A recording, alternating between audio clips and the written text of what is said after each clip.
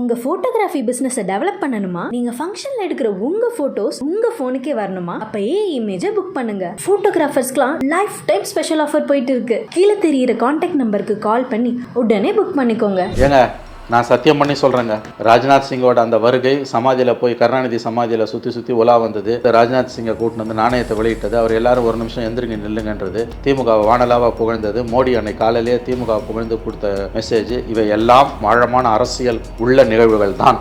இதோட பொலிட்டிக்கல் ஆங்கிளை மீறி இந்த விஷயத்தை பார்ப்பவர்கள், இதில் ஒன்றுமே அரசியல் இல்லைங்கன்னு சொல்லுபவர்கள் ஒன்று விவரம் அறியாதவர்கள், இல்லை அயோக்கியர்கள். ராஜ்நாத் சிங்கும் மோடியும் ஒன்று தானங்க. ரெண்டு பேரும் வேறுன்னு எப்படிங்க சொல்லுவீங்க? ரெண்டு பேரும் பிஜேபி, ரெண்டு பேரும் ஆர்எஸ்எஸோட வாரிசுகள். தங்களை ஆர்எஸ்எஸ்காரர்கள் என்று தினந்தோறும் சொல்லிக் கொள்வதில் பெருமைப்படுபவர்கள். ஆர்எஸ்எஸ் தான் எங்களை இயக்குகிறது, இதில் என்ன சந்தேகம் என்று வெளிப்படையாக கேட்பவர்கள். என்ன பிரச்சனை? 303 240 ஆனதோட விளைவு எது? பிஜேபிக்கு அங்கே மெஜாரிட்டி இல்லை, கூட்டணி கட்சிகள் தயவு தேவை. அதில் நாயுடுவையும் நிதிஷையும் ரொம்ப நாள் நம்ப முடியாது. ரெண்டு பேரில் யாராவது கவுத்தாங்கன்னா திமுக 22 வச்சு சமாளிச்சுக்கலாம்னு பிஜேபி நினைக்குது. திமுக ஒன்றும் பிஜேபி ஆதரிக்காதுன்னா நீங்கள் உறுதியாலாம் சொல்ல முடியாது. அவர்கள் ராஜ்நாத் சிங்கை அழைப்பதற்கு முன்பு எனக்கு கூட அந்த நம்பிக்கை இருந்தது. நானே சொல்லியிருக்கிறேன், ஒருபோதும் நான் ஸ்டாலின் திமுகவை ஆதரிக்க மாட்டார்னு, பிஜேபி ஆதரிக்க மாட்டார். ஆனால் ரவிக்குமார், முத்தரசன், பாலகிருஷ்ணன், செல்வ பெருந்தக இவங்க அத்தனை பேருக்கும் தெரியும் இது சாதாரண நிகழ்வு இல்லை. இது வெறும் தேர்தல் பேச்சு, இது ஏங்க சீரியஸாக எடுத்துக்கிறீங்கன்னு திமுக நண்பர்கள் கேட்குறாங்க. நல்ல பாயிண்ட்.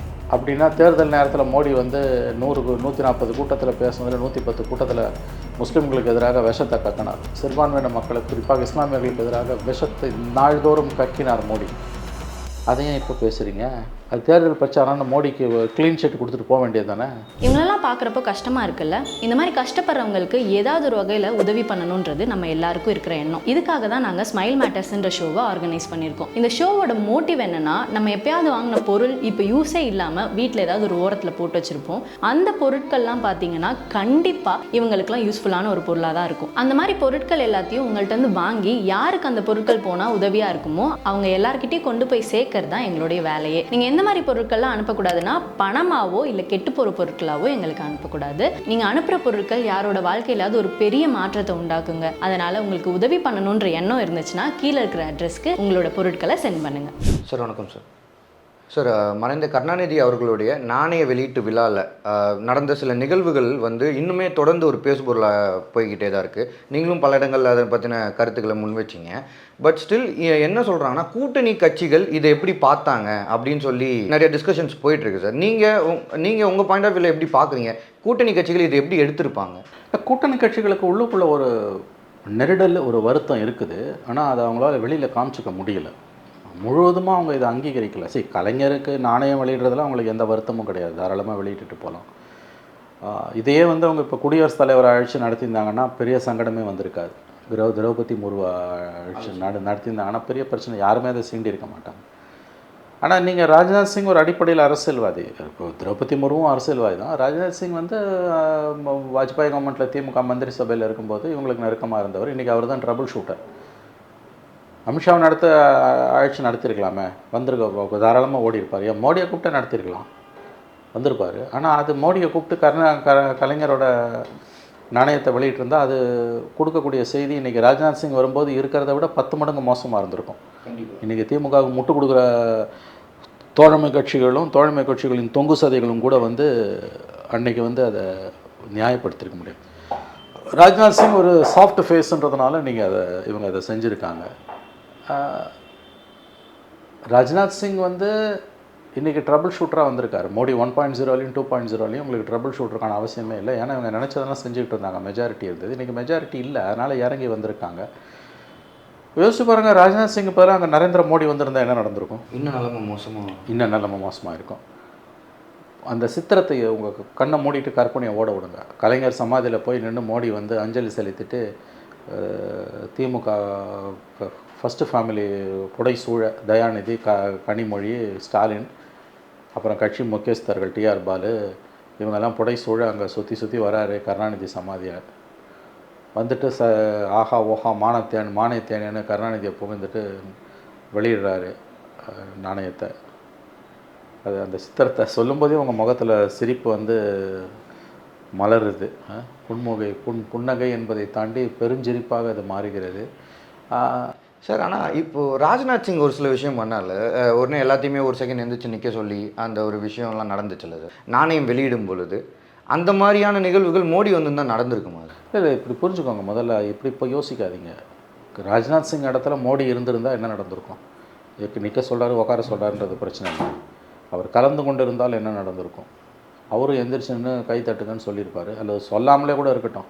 சமாதிக்கு போய் சுற்றி சுற்றி வர்றாரு, கருணாநிதி சமாதியில் கருணாநிதியை புகழ்ந்து பேசுகிறாரு, நாணயத்தை வெளியிடுறாருன்னா மோடி செஞ்சுருந்தால் நீங்கள் இன்னும் நெருக்கடி திமுக அதிகமாக முற்றி இருக்கும்ல. ராஜ்நாத் சிங்கும் மோடியும் ஒன்று தானங்க, ரெண்டு பேரும் வேறு வேறுன்னு எப்படிங்க சொல்லுவீங்க?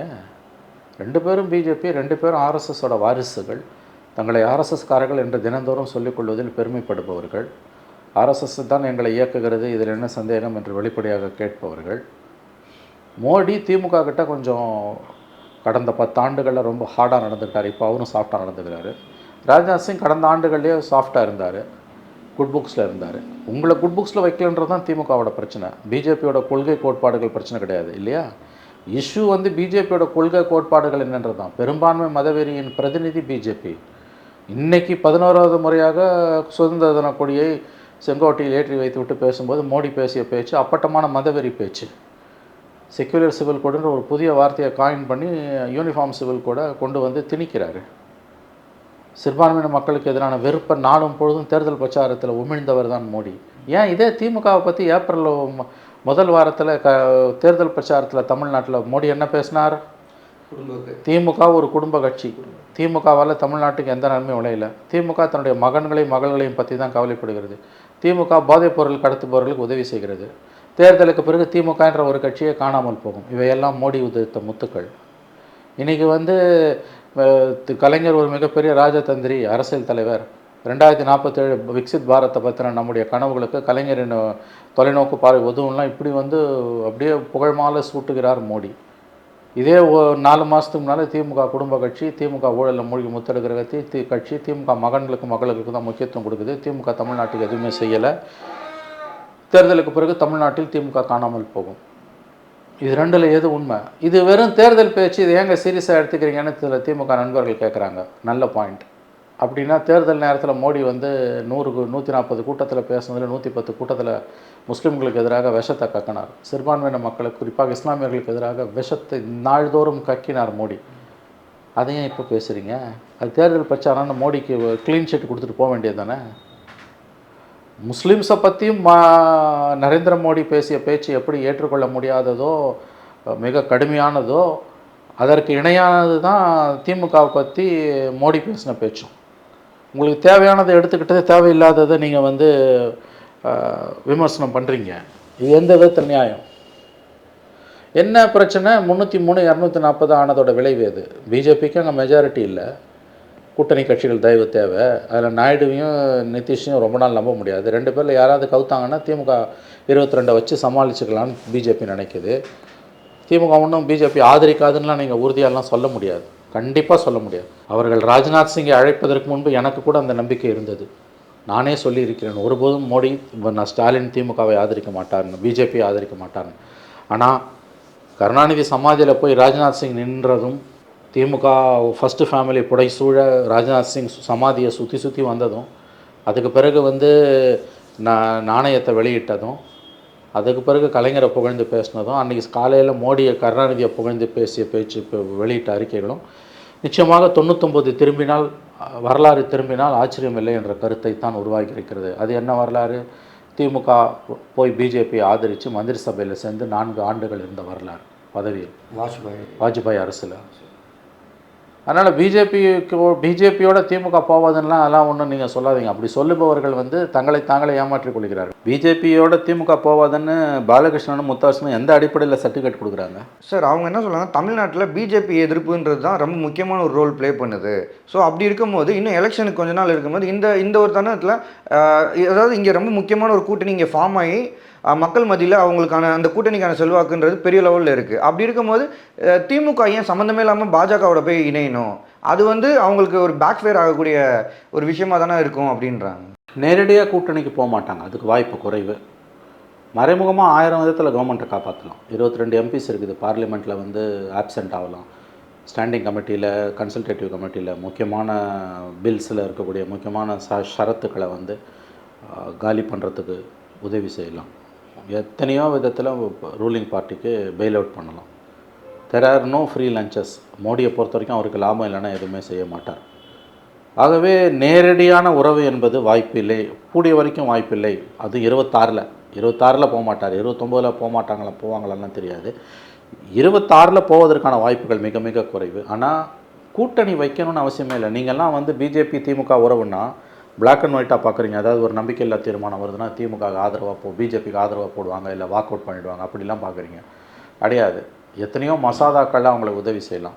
அதை விட ரொம்ப முக்கியமானது கௌதம் அதானியோட தொழில் நிறுவனங்களுக்கு, அவருடைய முதலீடுகளுக்கு தமிழ்நாட்டில் ராஜபாட்டையை விரித்து கொடுக்கலாம். அதுதான் இப்போ நடந்துகிட்ருக்கு. கௌதம் அதானி வந்து தமிழ்நாட்டில் 3 வாரத்துக்கு முன்னால் முக்கியமானவர்களை, ஆட்சியில் முக்கியமானவங்களை சந்தித்து பேசிட்டு போயிருக்கார். அது குறித்து எந்த அறிவிப்பையும் திமுக அரசு வெளியிட விரும்பலை. மீடியா கூட வந்து சிஎம் இன்னைக்கு கூட சிஎம் பார்த்துருக்காரு. இப்போ நம்ம பேசிகிட்டு இருக்க இன்றைக்கி என்ன தேதி, இப்போ 21 2 செக்ரட்டரியேட்லேயே எங்கேயோ சிஎம் பார்த்துருக்காரு மீடியாவை. அப்போ இது வந்து எதோ கேட்குறாங்க மீடியா, இதை கேட்க மாட்டேன்றாங்க. கௌதம் அதானி உங்களை வந்து சந்தித்தாரா? இந்த கேள்வி ஏன் கேட்க மீடியா தயங்குது, ஏன் பயப்படுது? ஒன்றும் அறிவு இல்லையா, இல்லை தைரியம் இல்லையா? எவ்வளோ முக்கியமான விஷயம். நேரடியாக பிஜேபியோட திமுக போகாதுங்க.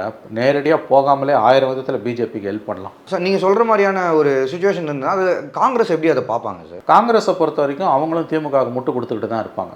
டெல்லியில் மெஜாரிட்டி இல்லை. மோடி வந்து திமுகவோட காட்டுற நெருக்கம் நிதிஷ்குமாருக்கும் நாயுடுக்கும் கொடுக்குற ஒரு மெசேஜ், இதை பார் என்கிட்ட 22 இருக்குன்றது. இவங்க நேரடியாக மோடியை சப்போர்ட் பண்ண மாட்டாங்க. திமுக மறைமுகமாக நிறையா உதவிகளை செய்வாங்க. ஒரு கட்டத்தில் 26க்கு பிறகு நேரடியாகவே போனாலும் ஆச்சரியம் இல்லை. நேரடியாக போகணுன்னு அவசியமே இல்லைங்க. பிஜேபியோட போனால் சூசைடுன்னு அவங்களுக்கு தெரியும். காங்கிரஸை கைட்டு ரெண்டாவது வந்து கௌதம் அதானியை வந்து காங்கிரஸை கைட்டுறது கூட ரெண்டாவது. கௌதம் அதானிக்கான தொழில்களுக்கு இங்கே திறந்து விடுறது எல்லாத்தையும். ரெண்டாவது பார்லிமெண்ட்டில் முக்கியமான மசோதாக்களில் மறைமுகமாக அந்த மசோதாக்கள் நிறைவேறுவதற்கு ஆப்சண்ட் ஆகியோ அல்லது கன்சல்டேட்டிவ் கமிட்டி, ஸ்டாண்டிங் கமிட்டியில் முக்கியமான திருத்தங்களை கொண்டு வந்து உதவி செய்வது. திமுக ஒரு ராட்சச அரசியல் கட்சி. Out and out it's an aggressive political party. அவங்களுக்கு என்ன பண்ணாலும் பவர் அவங்க கையில் இருக்கணும். ஸ்டேட் பவர் மட்டும் இல்லை, சென்ட்ரல் பவரும் வேணுன்ற ஆசை அவங்களுக்கு வந்துடுச்சு. 90 இருக்குது எப்பயுமே. இப்போ இன்னும் கொழுந்து விட்டு எரியுது. 1996லேருந்து 2013 வரைக்கும் 17 வருஷத்தில் 16.5 வருஷம் பவரில் இருந்த ஒரே கட்சி திமுக தான் சார். ஆனால் இப்போ நீங்கள் சொல்கிற மாதிரி அதானியை வந்து அந்த ஒரு ரகசிய சந்திப்பு நடந்திருந்தாலும் அது இன்றைக்கி வேணால் அப்படி இருக்கும். அடுத்தடுத்து நடக்கக்கூடிய நிகழ்வுகள், இது மாதிரியான நிகழ்வுகள் தொடர்ந்து நடந்தால் அது வெளிப்படை அடையும் இல்லை சார். அந்த ஒரு தருணத்தில் இங்கே இருக்கக்கூடிய இப்போ மார்க்சிஸ்ட் கட்சியாக இருக்கட்டும், இந்திய கம்யூனிஸ்டாக இருக்கட்டும், விடுதலை சிறுத்தைகளாக இருக்கட்டும், அவங்க அந்த ஒரு சுச்சுவேஷன் வரும்போது இவங்களோட இருக்கக்கூடிய கூட்டணி பாதிக்காதா சார்? இல்லை, பாதிக்காமல் அவங்க மேனேஜ் பண்ணுவாங்க. இப்போ கூடிய வரைக்கும் திமுக வந்து தான் பிஜேபி எதிர்ப்பில் உறுதியாக இருக்கிறதா கூட்டணி கட்சிகளை நம்ப வச்சிருக்கு. கூட்டணி கட்சிகளுக்கு சந்தேகம் வந்துடுச்சு. ஓகே, கௌதம் அதானி வந்து பார்த்துட்டு போனது ராஜ்நாத் சிங்கை. ஏங்க நான் சத்தியம் பண்ணி சொல்கிறேங்க, ராஜ்நாத் சிங்கோட அந்த வருகை சமாதியில் போய் கருணாநிதி சமாதியில் சுற்றி உலா வந்தது. இவங்க வந்து அவரை கூட்டின்னு வந்து ராஜ்நாத் சிங்கை கூட்டின்னு வந்து நாணயத்தை வெளியிட்டது. அவர் எல்லோரும் ஒரு நிமிஷம் எந்திரிங்க நில்லுங்கன்றது. திமுக வானலாவாக புகழ்ந்தது. மோடி அன்னைக்கு காலையிலேயே திமுக புகழ்ந்து கொடுத்த மெசேஜ். இவையெல்லாம் டீப் பொலிட்டிக்கல் மீனிங் உள்ள நிகழ்வுகள். இவையெல்லாம் ஆழமான அரசியல் உள்ள நிகழ்வுகள் தான். இதோட பொலிட்டிக்கல் ஆங்கிளை மீறி இந்த விஷயத்தை பார்ப்பவர்கள், இதில் ஒன்றுமே அரசியல் இல்லைங்கன்னு சொல்லுபவர்கள் ஒன்று விவரம் அறியாதவர்கள், இல்லை அயோக்கியர்கள். அறிவில்லாதவனுக்கு அதில் அரசியல் இல்லைன்னு சொல்லுவாங்க, அயோக்கியம் அதில் அரசியல் இல்லைன்னுவோம். 2 பேரும் தான். புத்தி உள்ள நேர்மையானவன் அது அரசியல்னும். அந்த விஷுவலை பாருங்கள் சார். 1000 வார்த்தையில் ஒரு கட்டுரை எழுதுறதை விட ஒரு விஷுவல் வந்து 1000 உண்மைகளை சொல்லிடும். ஒரு 10 செகண்ட் ஓடுற ஒரு விஷுவல் அல்லது ஒரு ஸ்டில் ஃபோட்டோ 1000 உண்மைகளை சொல்லும். நீ பரிமேலழகர்கள் பொழிப்புரை பக்கமாக எழுதணும்னு அவசியம் இல்லை. கருணாநிதி சமாதியில் ராஜ்நாத் சிங்கு, ஸ்டாலின், கனிமொழி, தயாநிதி மாறன், டிஆர் பாலு புடை சோழ நிற்கிறதும் சுற்றி வரதும் அந்த ஒரு விஷுவல் போதும். சமாதிக்கு போகிறது பெரிய அரசியல். ராஜீவ்காந்தி கொல்லப்பட்டு 33 வருஷம் ஆகுது. திமுகவும் அதிமுகவும் மாற்றி அலைன்ஸ் வச்சாங்க. ஜெயலலிதாவோ கருணாநிதியோ எடப்பாடியோ ஸ்டாலினோ ஸ்ரீபெரும்புதூரில் ராஜீவ்காந்தி கொல்லப்பட்ட இடத்துக்கு போயிருக்காங்களா? போனது கிடையாது. போனதே கிடையாது. திமுகவோட கூட்டணியில் இருந்திருக்கு, காங்கிரஸோட திமுக கூட்டணியில் இருந்திருக்கு. நான் கேட்குறேன், காங்கிரஸோட திமுக 10 வருஷம் கூட்டணியில் இருந்தது. வருஷம் இந்திரா காந்தி சமாதி நினைவு நாள் வருது, ராஜீவ்காந்தி நினைவு நாள் வருது, நேரு நினைவு நாள் வருது. யாராவது ஒரு திமுக தலைவர் போய் அஞ்சலி செலுத்தியிருப்பாங்களா? யாராவது ஒரு திமுக தலைவர்? போக மாட்டாங்க. ஆகவே சமாதிக்கு போகிறது சாதாரண நிகழ்வாக எடுத்துக்காதீங்க. சார் லாஸ்ட்டாக இவர் விடுதலை சிறுத்தைகள் ரவிக்குமாரும் ஒரு சில இது பதிவு பண்ணியிருக்காரு. அதுவும் இல்லை, அவர் அண்டர்ப்ளே பண்ணுறாரு. ரவிக்குமாருக்கு உள்ளே தெரியும். ரவிக்குமார், முத்தரசன், பாலகிருஷ்ணன், செல்வப்பெருந்தங்க இவங்க அத்தனை பேருக்கும் தெரியும் இது சாதாரண நிகழ்வு இல்லை, இது சாதாரண நிகழ்வு அல்ல. கண்டிப்பாக இது சாதாரண நிகழ்வு. ராஜ்நாத் சிங் கருணாநிதி சமாதியில் சுற்றி சுற்றி வர்றதும் கருணாநிதி நாணயத்தை வெளியிடுறதும் சாதாரண நிகழ்வு இல்லைன்றது இவங்களுக்கெல்லாம் நல்லா தெரியும். ஆனால் பிஜேபியோட வெளிப்படையாக திமுக போவாதுன்னும் அவங்களுக்கு தெரியும், அதை செய்ய மாட்டாங்க. ஆனால் நடைமுறையில் நான் சொன்ன மறைமுகமாக அலையன்ஸ் வச்சுக்காமல் 1000 விதத்தில் மோடி கவர்மெண்ட்டுக்கு ஹெல்ப் பண்ணலாம் திமுக. ஏன்னா 22 MP இருக்குது, அதை திமுக செய்யுன்றதும் இவங்க இந்த 4 பேருக்கும் தெரியும். வெளிப்படையாக திமுக பிஜேபியோட போகாத வரைக்கும் மறைமுகமாக பிஜேபி ஆதரவு நிலைப்பாட்டை எடுத்து எவ்வளோ செயல்பட்டாலும், அல்லது கௌதம் அதானிக்கு எவ்வளோ தூரம் இங்கே ரத்தன கம்பளத்தை விரித்தாலும், அல்லது சார்பு நிலை உள்ள சங்கம் பரிவாரத்தோ ஐடியாலஜியோட சார்பு நிலை RSS ஐடியாலஜி உள்ளவங்களில் தமிழ்நாடு அரசாங்கத்தோட முக்கியமான துறைகளில் எவ்வளோ தூரம் நியமித்தாலும், இவங்க அத்தனை பேரும் கே பாலகிருஷ்ணன், முத்தரசன், செல்வப்பெருந்தக, ரவிக்குமார் இவங்கெல்லாம் வாயே திறக்க மாட்டாங்க. நேரடியாக பிஜேபியோட அலையன்ஸ் போனால் தான் தப்பு, மறைமுகமாக அது அரசுக்குமான உறவு அப்படின்னு சப்பக்கட்டு கட்டுவாங்க. இவங்களுக்கு நம்மளை விட நல்லா தெரியும் திமுக மொள்ள பால் மாற ஆரம்பிச்சிருக்குன்னு. ஆனால் வாயை திறக்க மாட்டாங்க.